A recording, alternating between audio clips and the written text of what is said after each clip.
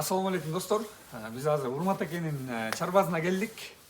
Maksatı ошол айыл жеринде туруп эле ушундай асыл тукум мал чарбачылыгын өркүндөтүп аткан агаларыбыздын ишмердүүлүгү менен коомчулукка чагылдыруу болуп саналат. Биз менен бирге болуп жакшы суроолор болсо, силер да ушундай бир фермерчилик менен алектенгиңер келсе, Урмат Акеге суроолоруңарды берсеңер болот. Урмат Аке, ассаламу алейкум. Аке, бүгүн келип сиздин ишмердүүлүгүңүз менен айыл жеринде туруп эле мындай жакшы иштер менен алек болуп атпырбыз. Айтматов району боюнча жалгыз ушу асыл тукум багытындагы уйларды, букаларды багып аткан ушу агаларыбыздын бири.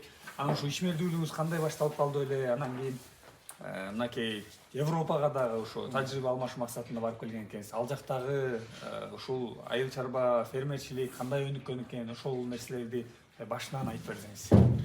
Бул башынан башталганда деген эң биринчи студент болуп окууну бүткөндөн кийин эле шаарда авторматта иштедим. Анан авторматта иштеп, аяктан жумушубузду жыйынтыктагандан кийин шаарда сарай салып, ошол жакта уйларды багып, сүт өткөрүп, ошол жакта ушундай жумуштарды кылдык. Анан кийин ал жактан бизге немеси шарттыбыз туура келбей калды, немелер жер маселесичи.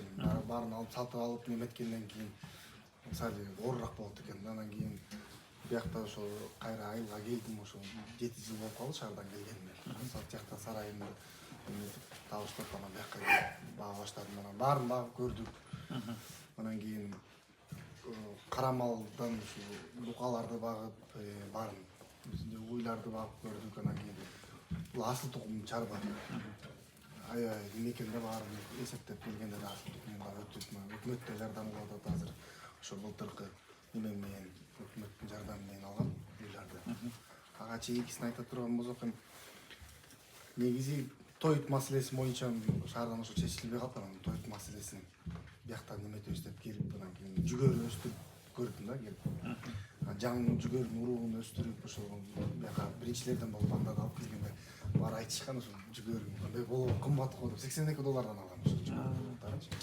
Анан ошол жүгөрү аябай неметип жакшы түшүм берди, 25 тоннадан берди гектарыначы. Баары көрүшүп, анан ошолго былтырлары ошо Турцияга барып келдик, ошо жүгөрүн эң биринчилерден болуп тиккен. 350 гектарга чыкты да, Талас обласу боюнча ошо мен алып келип жайылткан урук баары келип тартып алып, анан фирма ошо бир күндө эле ушундай отурганда эле чалып, неме деп Турцияга барасыңар ушундай депчи. Ар бир областтан, анан Талас областынан мен барып келдим Турцияга 7 күнгө. Бүт өзү фирма төлөдү. Немени көрдүк, Измир деген шаарга бардык, Маниса деген шаарга бардык. Ошол жактан тамчылатып жанагы немелерди, жүгөрүлөрдү, скважиналарды ошол жактан көрдүм да. Анан келип эле бияка келип немеге аэропортко кайрылдым. Как раз ошол убакта Муратбалиев Актылбек экөөбүз неме болчу, аэропорт башчысы, ошол кишиге кайрылып. Анан кийин неме скважина чыгардым былтыр.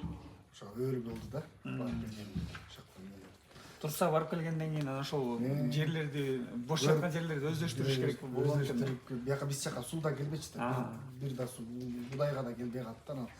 Ал былтыр суу чыгарып неме 10 гектарга 3,5 тоннага чейин 3 тоннадан ашыктан гектарына фасоль алдык да ошол жерден. Суу чыгарандан суу чыгарып 5 суу сугардык. Аябай неме болуп алда неметти. Анан кийинкиси могу ушул асыл тукум малды алдык. Анан мында неметкенде кымбат го деп ушундай кылышты да. Азыркы тапта 34 баш алып келгем, бир бука 35 болчу. Кайсы жактан алып келсе эле, кандай болду эле? Сүкөлдө рынок асыл тукум чарбасынан алып келдим ошол жактан. Азыркы тапта 70ге жакындап калды ошо. Тазаган. Башы канча алып келсе эле? 35 баш да. 35 мен азыр 70ден ашып калган. 2 жыл уже 1 жыл болду. Экинчи жылга кетип атат. Экинчи төлөп беришип атат да. Анан кийин алдыга болгондо эми көбөйтөбүз ушул жергиликтүү элге, өзүбүздүн Талас областка ушул асыл тукум малды көбөйтүп, анан ошо быйыл Европага барып келдик дагы тажрыйба алмашуу боюнча. Дүйнөлүк агровыставка болду, дүйнөлүк айыл чарба жарымайкеси болду.